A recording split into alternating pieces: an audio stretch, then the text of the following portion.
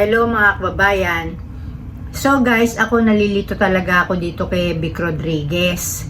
Kasi dun sa debate ng mga senador, no, para sa midterm election ngayong May, sinabi niya na kailangan daw na magpa-hair follicle test yung mga kandidato, particularly simulan na daw ni President BBM kasi siya yung pangulo.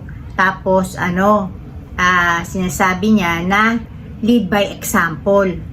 So kaya ako naguguluhan guys kasi nung dating magkakampi pa sila, no, na siya yung talagang tinuturing na abogado at saka spokesperson ni PBBM, talagang dun sa drug test issue, siya pa yung nagtatanggol at nagsabi na negative talaga si PBBM sa drug test. So sinabi niya negative daw si PBBM sa marijuana, negative din sa shabu. Tapos yun nga pinagmamakaingay na cocaine, negative din daw.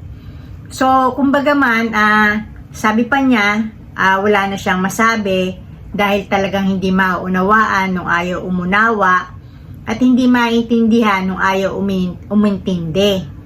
So kaya ako naguguluhan kasi nung magkakampi pa sila ni PBBM, talagang sinasabi niyang negative sa drug test itong si PBBM na lumalabas hindi gumagamit, no, particular yung cocaine. Tapos ngayon nung nagkaroon sila ng falling out, alam naman natin nasa Duterte camp na siya kasi isa nga siya sa mga senador na sa line-up ng mga Duterte, di ba? Dito sa eleksyon, no? At sinasabi naman niya na once and for all, magpa-drug test na si PBBM para daw matahimik na yung issue na yan. Akala ko ba, sinabi mo na tahimik na, nagawa nyo na lahat, wala ka nang magagawa dun sa ayaw umunawa, sa mga ayaw umintindi. Tapos ngayon, ikaw naman yung nag-brought out, no, nitong issue ng drug test kay PBBM. So, it's either dalawang sasabihin ko. Unahin natin yung ngayon. It's either na parang alam mo naman na negative talaga si PBBM, tapos gusto mo lang na ibalik yung pagdududa, yung issue ng pagdodroga niya.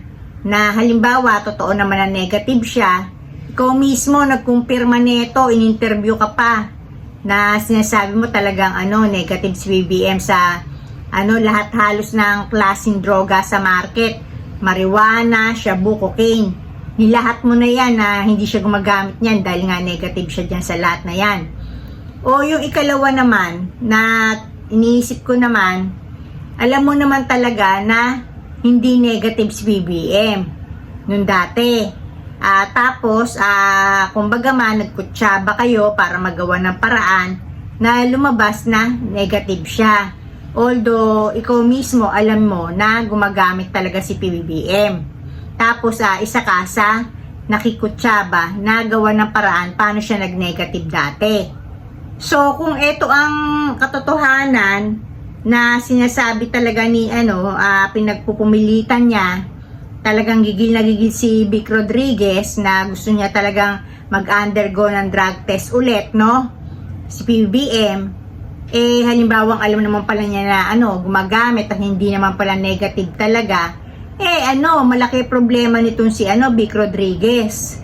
Kasi kung itong huli ang tama na gumagamit si BBM, nakikutsaba lang siya na palabasin na hindi gumagamit si PBBM dahil nga magkakampi pa sila nun, malaki sapak ng utak na itong si Vic Rodriguez. Lumalabas, kahit pala walang hiya o mali ang ginagawa ng tao na to, basta nakikinabang siya dito, kakampihan pala niya kahit mali. Kung ito yung totoo, ha?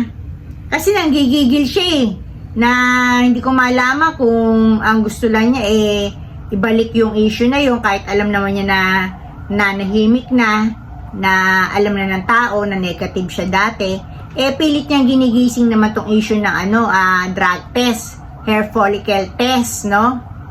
So, alin ka ba talaga? Dati, alam mong gumagamit si PBBM pero nakikinabang ka sa kanya kaya todo tanggol ka. O ngayon naman, dahil nasa Duterte ka na, kailangang masira mo si PBBM para matuwa sa iyo ang Duterte, itong mag-ama na to, si Digong at si Sara, dahil nga ang gusto maiupo na si Sara sa pagiging Pangulo. So, para matuwa sa iyo mga amo mo, kahit alam mo naman na negative na nga dati, kailangan mo ring makikooperate na guluhin ang Pilipinas, ang mga Pilipino, na sabihin na hindi, gumagamit yan para makasigurado tayo, ipa-drug test natin yan. So, ito, lumalabas dito, ang sinisiraan talaga ni Vic Rodriguez si PBBM. Pero ang nasisira dito kasi yung kredibilidad ni Vic Rodriguez. Kasi di mo siya maintindihan dahil siya yung nagpresenta ng katibayan na negative yung result sa drug test ni PBBM dati. Nagpa-interview siya, todo tanggol na negative nga sa drug test si PBBM sa kalahatan. Tapos ngayon yung pinaka-issue na yun na pinagtanggol mo siya, yun naman na ngayon ang gusto mong buhayin laban sa kanya, na ikaw na nga nagbigay ng clearance na negative si PBBM.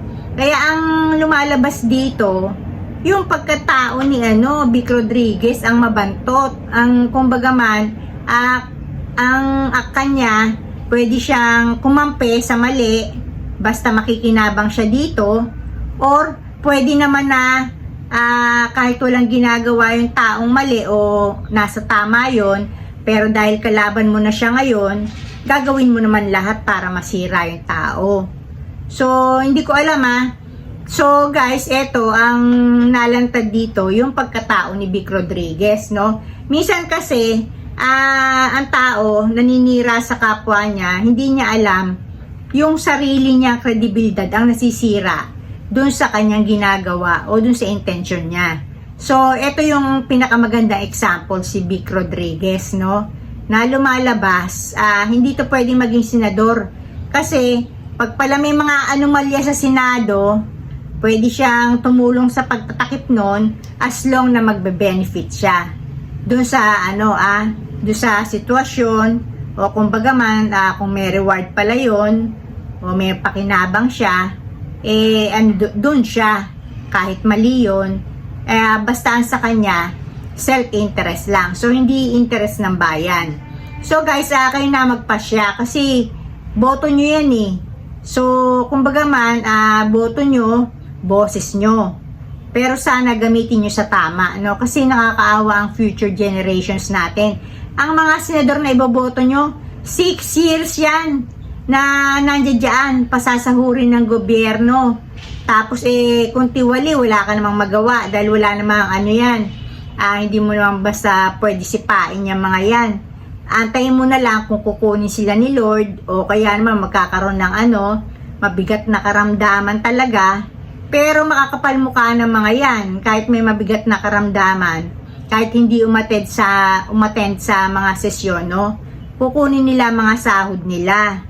So, tayo magdurusa sa maling desisyon nyo sa loob ng 6 na taon.